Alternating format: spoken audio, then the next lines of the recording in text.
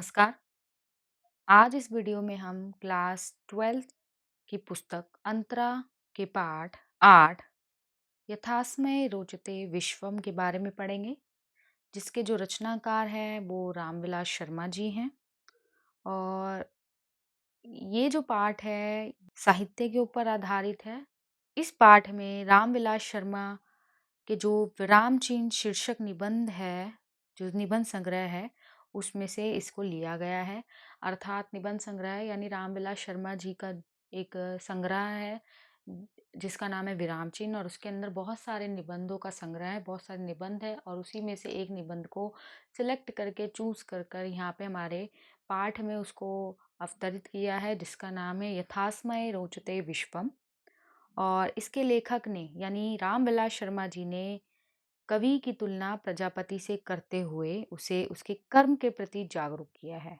यानी यहाँ जो कवि है, जो लेखक है, उसने जो कवि की तुलना है वो प्रजापति से की है, यानी ब्रह्मा जी से की है। ब्रह्मा जी कौन है? ईश्वर है, जिसने, ऐसा हमारे हिंदू धर्म के अनुसार माना जाता है, जिसने हमारे सृष्टि का निर्माण किया, हमारी सृष्टि के रचयिता है। तो प्रजापति से यहाँ कवि की तुलना की गई है। क्यों तुलना की गई है? क्योंकि जो कवि होता है वो समाज के अंदर एक आशा की किरण जागृत करता है, उसे एक पॉजिटिविटी प्रदान करता है, एक सकारात्मक ऊर्जा। अगर उसमें कुछ नेगेटिव हो रहा है, कुछ नकारात्मक चीज़ें हो रही हैं, तो उन चीज़ों को भाप करके, किन चीज़ों की वजह से सब कुछ हो रहा है, उन चीज़ों को भाप कर वो अपनी रचना में उतारने का कार्य कवि के ऊपर होता है। तो आइए अब हम बिना किसी देरी के इस पाठ की ओर बढ़ते हैं। और पाठ की ओर बढ़ने से पहले सबसे पहले छात्रों यही कहूँगी कि वीडियो अच्छा लगे तो उसे लाइक, कमेंट और शेयर ज़रूर करें। साथ ही साथ वीडियो को अच्छे से, इस पाठ को अच्छे से समझने के लिए वीडियो को पूरा ज़रूर देखें। उसके बाद भी कोई दिक्कत या परेशानी हो तो कमेंट करें, कमेंट का रिप्लाई ज़रूर मिलेगा। और अगर आपने अभी तक चैनल को सब्सक्राइब नहीं किया है तो जल्द से जल्द सब्सक्राइब कर लीजिए, ताकि आगे आने वाले वीडियोज़ के अपडेट सबसे पहले आपको मिले। तो आइए पाठ की ओर बढ़ते हैं।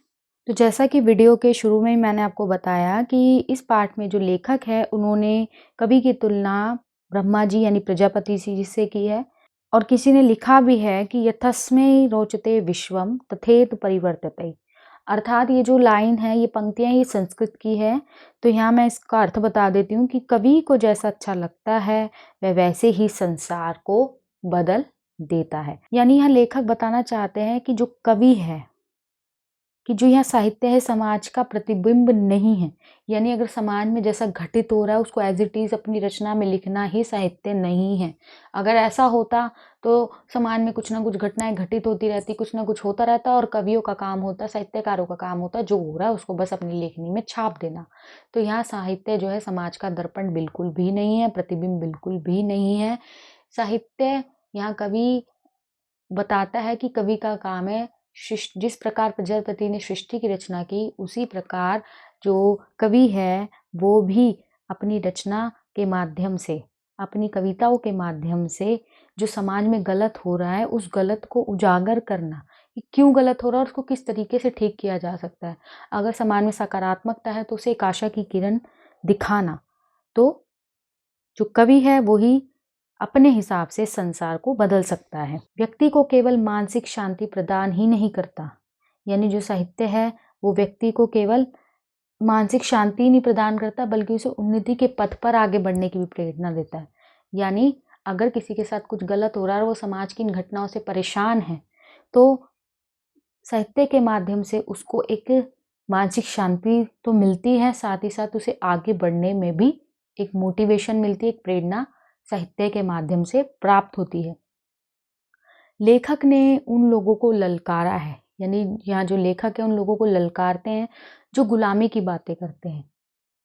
अपने इस कथ्य को स्पष्ट करने के लिए लेखक ने तदनुकूल भाषा का प्रयोग किया है, और उन्होंने अपने हिसाब से भाषा का यहाँ प्रयोग किया है।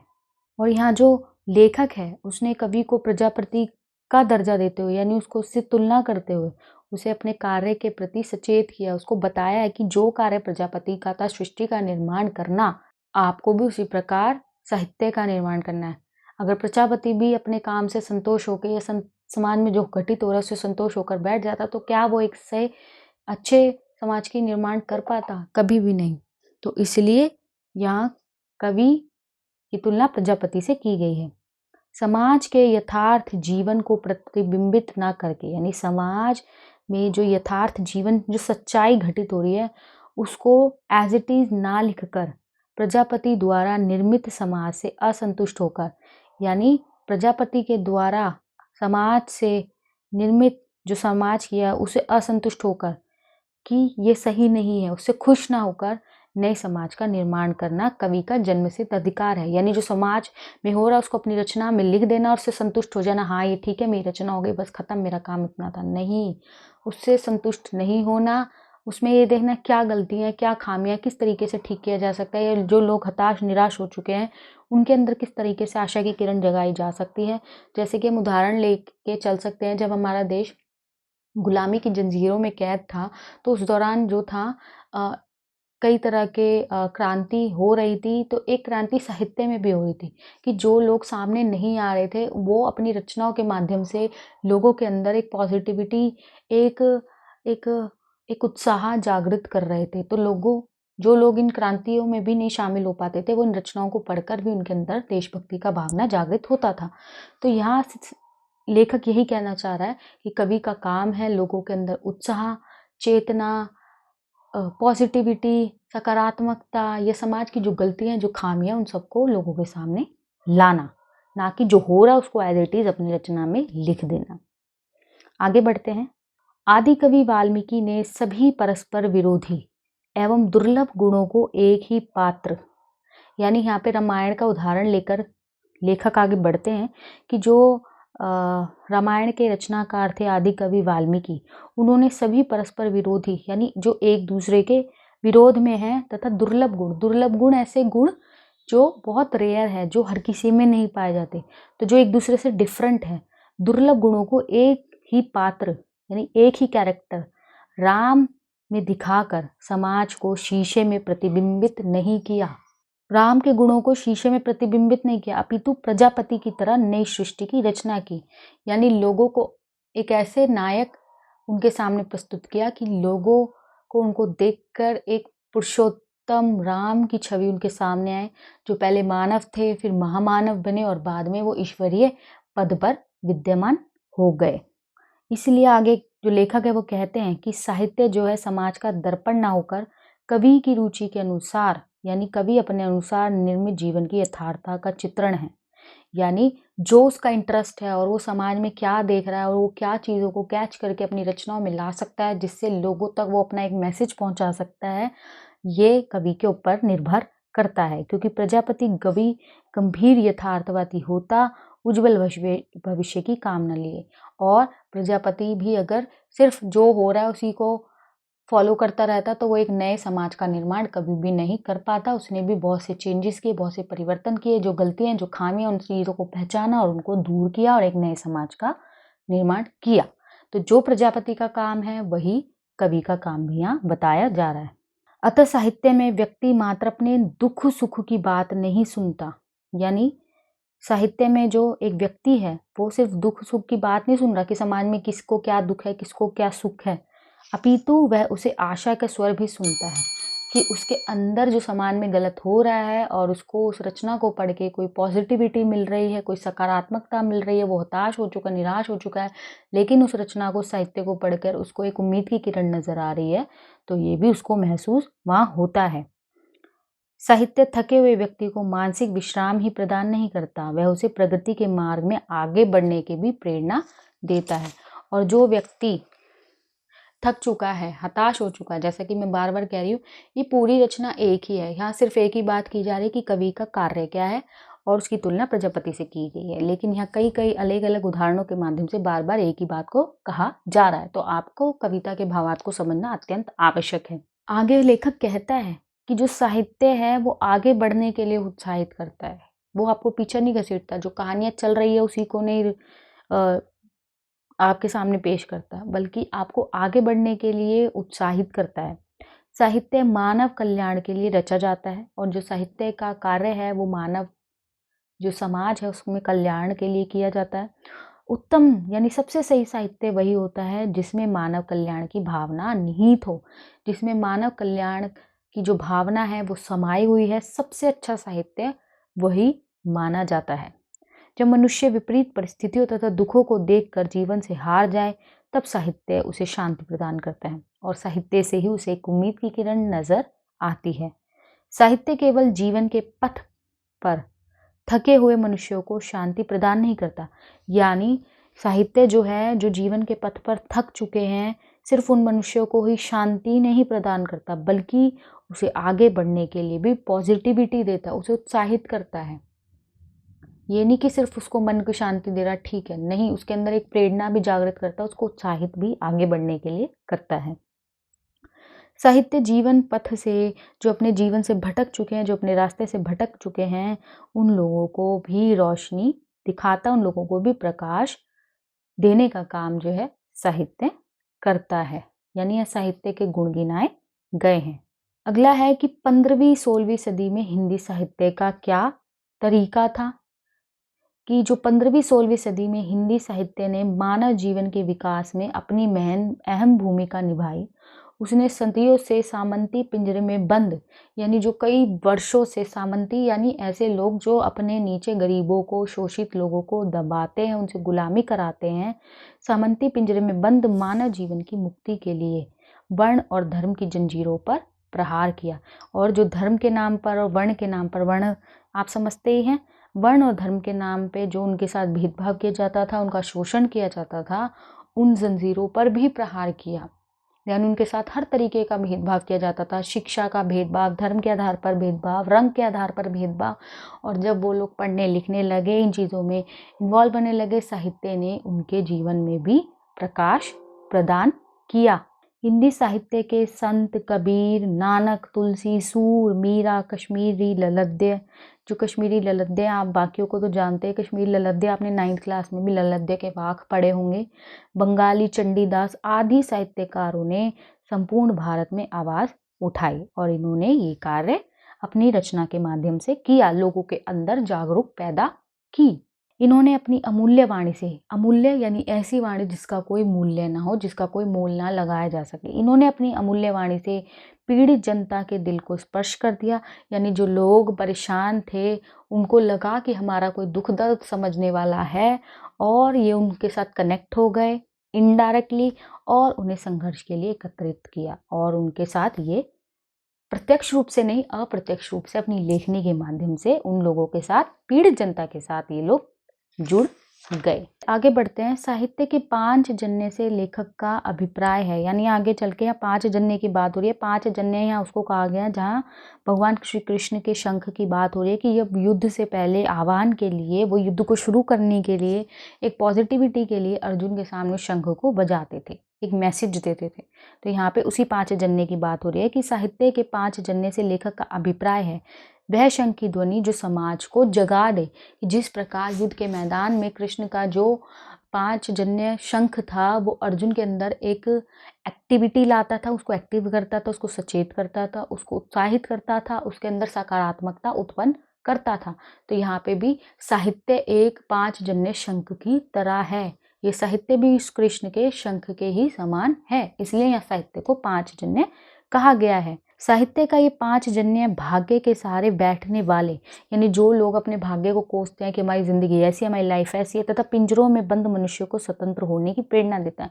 और जो अपने भाग्य के सहारे बैठे हैं, जो कुछ करना नहीं चाहते, जो कोई एफर्ट्स नहीं लगाना चाहते, सिर्फ जो अपनी किस्मत को दोष देते हैं और कोई करना नहीं चाहते, कोई हार्ड वर्क नहीं करना चाहते, कोई श्रम नहीं करना चाहते, कुछ करना नहीं चाहते, बस भाग्य के सहारे वो बैठे और अपना जीवन व्यतीत कर रहे हैं। और जो पिंजरों में बंद है, जो ना चाहकर भी गुलामी कर रहे हैं, ऐसे लोगों को स्वतंत्र होने की प्रेरणा देता है, यानी लोगों के अंदर ये साहित्य जागरूकता प्रदान करता है। एक उदाहरण के माध्यम से समझ लेते हैं। जब हमारा देश अंग्रेज़ों का गुलाम था, उस दौरान हमारे बहुत से क्रांतिकारी जेलों में बंद कर दिए जाते थे। तो एक साहित्य ही था जिसको पढ़कर उनके अंदर एक पॉजिटिविटी का संचार होता था, और कई क्रांतिकारी अंदर जेलों में बैठकर भी बहुत से साहित्य का सृजन करते थे, ताकि बाहर बैठी जनता, अब उनको बाहर समाज का तो कुछ नहीं दिख रहा ना कि समाज में क्या घटित हो रहा है, तो वो उसको प्रेजेंट कर दे, नहीं, जो समाज में गलत हो रहा है उन चीज़ों को ऑब्जर्व उन्होंने किया, और किस तरीके से लोगों के अंदर उत्साह भरा जा सकता है देश को आज़ादी के कराने के लिए, उन्होंने अपनी रचनाओं के माध्यम से ये कार्य किया।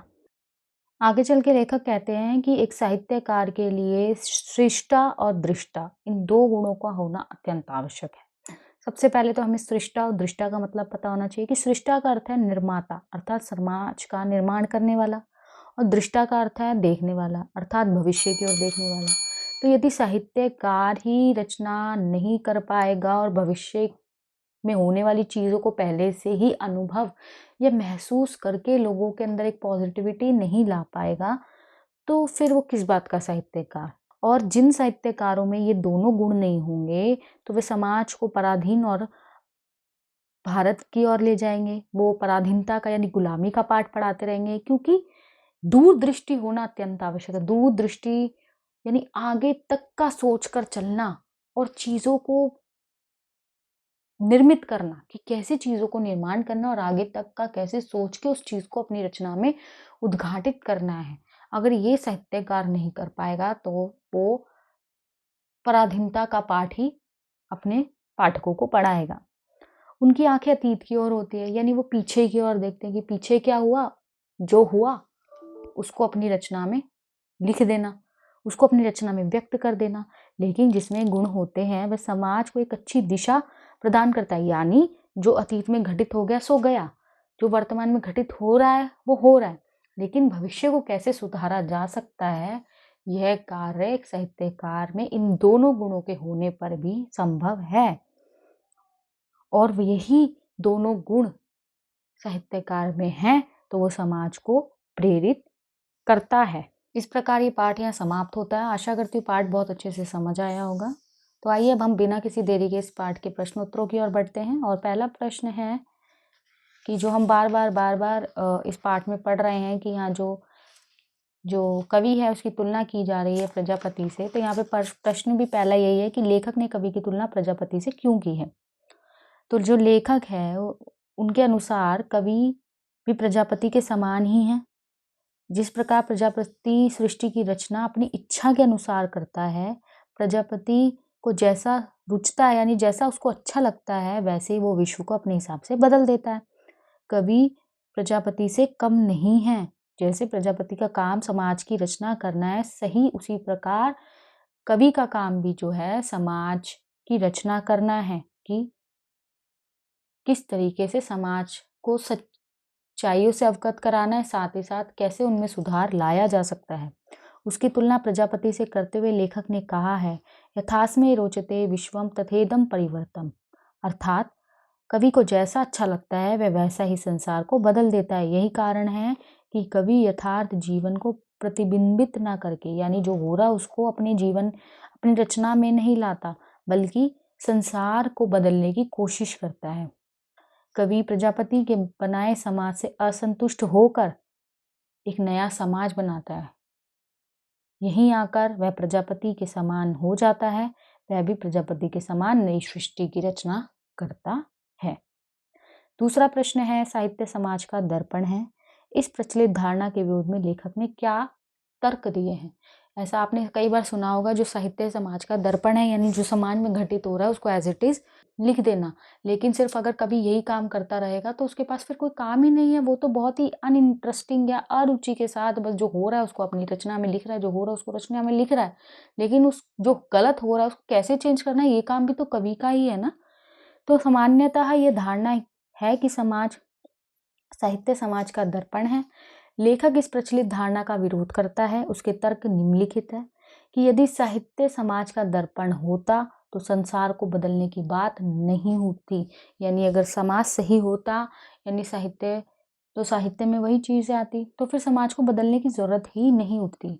यदि कवि समाज के यथार्थ जीवन को प्रतिबिंबित मात्र ही करता होता तो वह प्रजापति का दर्जा नहीं पा पाता, और यदि कवि का काम जो हो रहा है उसी को लिखता रहता तो वो प्रजापति के समान कभी नहीं हो पाता।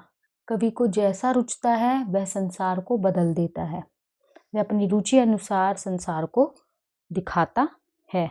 कवि समाज के स्वरूप को असंतुष्ट होकर नया समाज बनाता है। तो ये सारे पॉइंट हमने पाठ में भी डिस्कस कर लिए थे, प्रश्नों में भी जो हमने पढ़ा है वही आएगा। पाठ अच्छे से क्लियर होना बहुत ज़रूरी है क्योंकि ये पाठ थोड़ा सा डिफ़िकल्ट लैंग्वेज में है और इसके अंदर बहुत से भावार्थ छुपे हैं। बात एक ही है लेकिन उसको घुमा फिरा कर बार-बार वही बात कही जा रही है। साथ ही साथ इसमें से गद्यांश ज़रूर आता है, तो पाठ का गद्यांश आपको अच्छे से क्लियर होना चाहिए। गद्यांश क्लियर होगा तो कोई प्रश्न उठ के आ जाएगा तो भी आप अटेम्प्ट करोगे। तीसरा प्रश्न है, दुर्लभ गुणों को एक ही पात्र में दिखाने के पीछे कवि का क्या उद्देश्य है? कि अलग-अलग गुणों को जो अलग-अलग इंसानों में होते हैं, ऐसे गुण जो किसी में नहीं है, बहुत रेयरली वो देखने को मिलते हैं, ऐसे गुण को किसी एक ही इंसान में दिखाने का कवि का क्या उद्देश्य है? उदाहरण से ही स्पष्ट कीजिए। इसमें वो वाल्मीकि वाला, रामायण वाला राम जी का उदाहरण आ जाएगा कि दुर्लभ गुणों को एक ही पात्र राम में दिखाकर आदि कवि वाल्मीकि ने समाज को दर्पण में प्रतिबिंबित नहीं किया है, वरन प्रजापति की तरह नई सृष्टि की थी। वाल्मीकि ने अपने चरित्र नायक में सभी दुर्लभ गुणों का समावेश कर दिया था, यानी ऐसे जो हर किसी में नहीं पाए जाते। इसके पीछे कवि का उद्देश्य समाज के सम्मुख एक आदर्श प्रस्तुत करना था, एक आदर्श इंसान प्रस्तुत करना था कि एक ऐसा इंसान भी हो सकता है।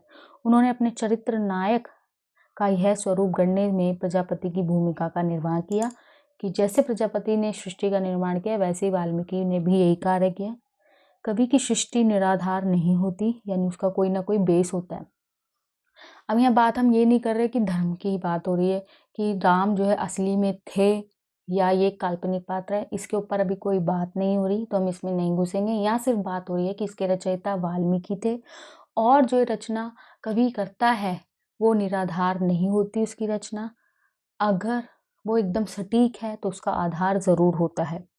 उसने राम को गुणवान, धैर्यवान, कृतज्ञ, सत्यवक्ता, दृढ़ व्रत यानी गुणवान, बहुत सारे गुणों वाला, धैर्यवान, वीर्यवान, धैर्यवान यानी धैर्य धारण करने वाला, कृतज्ञ, सच बोलने वाला, दृढ़ व्रत, दृढ़ निश्चय करने वाला, चरित्रवान, दयावान, दयालु, विद्वान, समर्थ यानी कैपेबल और प्रिय दर्शन के गुणों से संपन्न कर उसे मर्यादा पुरुषोत्तम के रूप में ढालकर हमारे सामने प्रस्तुत किया है। कि इतने सारे गुण जो बहुत रेयरली देखने को मिलते हैं कि एक ही व्यक्ति में डाल दे कि हाँ, तभी ये मानव से महामानव बने और बाद में ईश्वरीय पद पर आसन हो गए। और राम के गुणों को उभारने के लिए रावण का चरित्र भी उन्होंने रचा। चौथा प्रश्न है, साहित्य थके हुए मनुष्य के लिए शांति ही नहीं, वह उसे आगे बढ़ने के लिए उत्साहित भी करता है। स्पष्ट कीजिए। साहित्य कवि द्वारा निर्मित एक कल्पित समाज है, वहाँ सुख एवं शांति है। साहित्य से जुड़े रहकर मनुष्य मानसिक शांति की प्राप्ति करता है, लेकिन साहित्य का कार्य केवल विश्राम या सुख देना ही नहीं है। कवि या लेखक एक कल्पित संसार की रचना करके मनुष्य को आगे बढ़ने की प्रेरणा देता है। यानी इन काल्पनिक रचनाओं के माध्यम से, सारी रचनाएं काल्पनिक नहीं होती, लेकिन बहुत सी काल्पनिक रचनाएं जो होती है उनके माध्यम से लोगों के अंदर एक पॉजिटिविटी भी जागृत कर सकता है। एक नई उमंग, एक नया उत्साह का संचार करके वह प्रत्येक प्राणी को समाज में व्याप्त कुरीतियों, भ्रष्टाचार इत्यादि को समाप्त करने की प्रेरणा देता है। साहित्य मनुष्य के सम्मुख एक मार्गदर्शक बनकर खड़ा होता है, इसलिए मनुष्य साहित्य में अपने सुख दुख की बात ही नहीं सुनता, वह उसमें आशा के स्वर भी सुनता है। यानी सिर्फ वो समाज के सुख दुख क्या जो हो रहा है वो मेरे साथ भी घटित हो रहा है वो यही नहीं सुनता, वो कैसे उसमें चेंजेस लाने और किन चेंजेस के माध्यम से मेरी लाइफ चेंज हो जाएगी, वो इस आशा की आवाज़ को भी सुनता है। वह मानव का मार्गदर्शन करता है। कौन? साहित्य। वह मानव को आत्मविश्वास और दृढ़ता देता है। इतना ही नहीं, वह मानव के रोष, असंतोष, शोम तथा रूढ़ स्वर को वाणी प्रदान करता है। इस प्रकार साहित्य मानव को आगे बढ़ने के लिए उत्साहित करता है। पांचवा प्रश्न है, मानव संबंधों से परे साहित्य नहीं है, इस कथन की समीक्षा कीजिए। कि जो मानव संबंध है साहित्य से अलग हटकर नहीं है, साहित्य में ही मानव संबंधों को उजागर किया जाता है। तो लेखक के अनुसार कवि के असंतोष का कारण मानव संबंध है। कि जो लेखक है वो ये कहना चाह रहे हैं कि उनके असंतोष का कारण, जो कवि के असंतोष का कारण है वो है मानव संबंध। यदि वह उसके अनुरूप होते तो वह कदापि प्रजापति ना बनता। यानी जो संबंध एक दूसरे के साथ स्थापित करने होते हैं, अगर वह सही होते तो समाज की दशा नहीं होती और उसे प्रजापति की तरह एक नए समाज का निर्माण नहीं करना पड़ता और उसे प्रजापति नहीं बनना पड़ता। मानव संबंधों और साहित्य को एक दूसरे से जुड़ा हुआ बताया गया है, अर्थात साहित्य की रचना मानव संबंधों के आधार पर ही होती है। जब मानव संबंधों का मूल्यांकन करना होता है तो साहित्य रचा जाता है, और मानव संबंधों को जब इवैल्यूएट करना होता है, उनका मूल्यांकन करना होता है, तो जो साहित्य है उसकी रचना की जाती है। कवि को विधाता पर साहित्य रचते वक्त उसे भी मानव संबंधों की सीमा में बांध लेता है। निष्कर्षतः कवि के समक्ष जब वर्ण धर्म की समस्या खड़ी होती है तो उन्हीं के आधार पर वह साहित्य की रचना करता है। साहित्य में मानव संबंधों की ही अभिव्यक्ति होती है। जो साहित्य है उसमें मानव संबंधों को उजागर किया जाता है, जैसे प्रेमी प्रेमिका या और भी जो फैमिली मेम्बर्स है, जो और भी संबंध है किसी के साथ, उन सभी चीज़ों की अभिव्यक्ति वहाँ होती है। साहित्य सृजन का मूल लक्ष्य मानवीय संबंध है। कवि के असंतोष का कारण भी मानव संबंध ही है। छठा प्रश्न है, 15वीं-16वीं सदी में हिंदी साहित्य ने कौन सी सामाजिक भूमिका निभाई? तो हम डिस्कस कर चुके थे जब कबीर वगैरह की बात हो रही थी कि हिंदी साहित्य जो था सामंती पिंजरे में बंद था, और मानव जीवन को मुक्त करने के लिए जाति पाति और धर्म की शिक्षों पर चोट मारी थी साहित्य ने। विभिन्न प्रांतों के विभिन्न गायकों तथा नानक, नूर, तुलसी, मीरा, कवि चंडीदास आदि ने संपूर्ण राष्ट्र में उन गले सड़े मानव संबंधों के पिंजरों को झकझोर दिया। उनकी वाणी ने मर्माहत जनता के मर्म को छुआ, यानी जो मर्म से दुखी है उनको उन्होंने अपनी रचना में लेखनी का आधार बनाया। 7वां प्रश्न है, साहित्य के 5 जन्य से लेखा का क्या तात्पर्य है? ये सारा वही वाला आएगा जिसमें हम वो कृष्ण की बात कर रहे थे कि साहित्य जिस प्रकार जो 5 जन्य शंख कृष्ण जी का था, आप अपनी भाषा में भी एक्सप्लेन कर सकते हैं। साथ ही साथ आपको स्क्रीन पर भी दिखाई दे रहा होगा कि जिस प्रकार युद्ध भूमि में कृष्ण का 5 जन्य जो शंख था वो अर्जुन को सचेत करता है, उसके अंदर पॉजिटिविटी लाता है, उसको जागरूक करता है, उसी प्रकार साहित्य का भी कार्य यही है। 9वां प्रश्न है, कवि पुरोहित के रूप में साहित्यकार की भूमिका स्पष्ट कीजिए। पुरोहित आगे आगे चलता है। कवि पुरोहित के रूप में साहित्यकार की भूमिका यह है कि वह परिवर्तन चाहने वाली जनता के आगे चले और परिवर्तन की राह दिखाए। कि जिस प्रकार जो पुरोहित होता है, जो जिस तरीके से पंडित भी कह सकते हैं, आगे चल के मार्गदर्शन का कार्य करता है, उसी प्रकार साहित्य कवि का भी यही कार्य है। वो जो जनता समाज में परिवर्तन चाहती है वो उनको मार्ग दिखाए अपनी साहित्य की रचनाओं के माध्यम से। उसे समाज को नई दिशा देनी है। समाज में मानवीय संबंधों में जो गड़बड़ है उसे दूर करना है। यदि कवि पुरोहित बनकर जनता का नेतृत्व नहीं करेगा तो अपनी भूमिका के साथ न्याय नहीं कर पाएगा। जो उसका काम है कवि का वो नहीं कर पाएगा, जो उसका कर्म है, और मात्र दर्पण दिखाने वाला बनकर रह जाएगा, और मात्र जो समाज में घटित हो रहा है वो सिर्फ घटनाओं को अपनी रचनाओं में लिखने वाला बनकर रह जाएगा। कवि पुरोहित के रूप में ही उसका व्यक्तित्व पूरे वेग के साथ निखरता है। 10वां प्रश्न है, सप्रसंग व्याख्या कीजिए। तो सप्रसंग व्याख्या आपको मालूम ही है, जिसकी प्रसंग सहित व्याख्या करनी है। पहले आपको प्रसंग बताना है कि प्रस्तुत गद्यांश किस रचनाकार द्वारा कहाँ से उद्गृत है। तो पहला है, कवि की यह सृष्टि निराधार नहीं होती, हम उसमें अपनी जो की त्यों आकृति भले ही न दिखे पर ऐसी आकृति जरूर देखते हैं जैसी हमें प्रिय है, जैसी आकृति हम बनाना चाहते हैं। तो हमें इसकी व्याख्या करनी है। पहले इसके प्रसंग के बारे में बताना है कि प्रसंग है, प्रस्तुत गद्यांश रामविलास शर्मा द्वारा रचित निबंध यथास्मय रोचते विश्वम से अवतरित है। फिर इसकी व्याख्या लिखेंगे कि लेखक की मान्यता है कि कवि जो कुछ भी रचता है उसका कोई ना कोई आधार अवश्य होता है। वह समाज को उसी रूप में नहीं लेता जैसा वह होता है, वह अपनी ओर से भी कुछ करता है, यानी जैसा है वैसा तो वो लेता ही है, मतलब उसमें कुछ चेंजेस भी वो करता है, और तभी वो प्रजापति की भूमिका का निर्वाह कर पाता है। यही कारण है कि कवि की रचना में हम आकृतियों को उसके वास्तविक रूप में नहीं देख पाते। हम ऐसी आकृति अवश्य देखते हैं जो हमें अच्छी लगती है, जो हमारे मन को शांति प्रदान करती है। कभी समाज का यथार्थ नहीं दिखाता बल्कि जैसा होना चाहिए वैसा दिखाता है, भविष्य की कामना की ओर लोगों को ले जाता है। अतः उसकी रचना का आधार अवश्य होता है। कभी कभी ऐसा आभास होता है कि मानो काव्य हमारे लिए ही लिखा गया है, यानी कई बार ऐसी कुछ रचनाएं बहुत सालों पहले कही जाती हैं कि ऐसा था वैसा था होगा या जो भी है, लेकिन वो कई कई सालों बाद सच होती हैं। तो कविता जो होती है निराधार नहीं होती, कोई ना कोई उधार उसका जरूर होता है, क्योंकि जो एक रचनाकार होता है वो एक दूरदृष्टि रखने वाला व्यक्ति होता है। इसकी विशेषता है कि तत्सम शब्दावली का प्रयोग किया गया है, विषयानुकूल भाषा शैली अपनाई गई है। दूसरा है प्रजापति कवि गंभीर यथार्थवादी होता है। ऐसा यथार्थवादी जिसमें पाँव वर्तमान की धरती पर है और आंखें भविष्य की क्षितिज पर लगी हुई है, कि हो प्रेजेंट में रहा है लेकिन फोकस उसका फ्यूचर की ओर है। तो प्रसंग में यही लिखेंगे कि प्रस्तुत गद्यांश रामविलास शर्मा द्वारा रचित निबंध यथास्मे रोचते विश्वम से अवतरित है।